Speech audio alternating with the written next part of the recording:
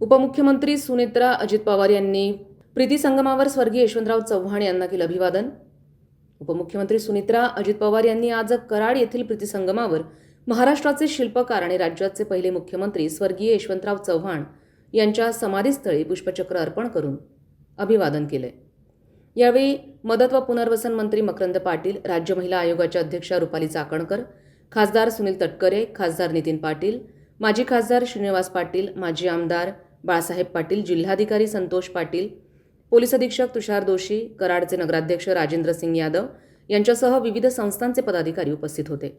उपमुख्यमंत्रीपदाची शपथ घेतल्यानंतर प्रथमच कराड दौऱ्यावर आलेल्या उपमुख्यमंत्री सुनेत्रा पवार यांनी स्वर्गीय यशवंतराव चव्हाण यांच्या समाधीचं दर्शन घेऊन पुष्पचक्र अर्पण केलंय.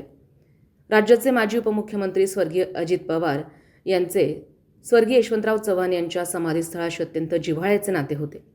ते वारंवार कराड इथे येऊन स्वर्गीय यशवंतराव चव्हाण यांच्या समाधीचं दर्शन घेऊन अभिवादन करत असत. त्यांच्या आठवणींना यावेळी उपस्थितांनी उजाळा दिलाय. संविधान न्यूज, कराड.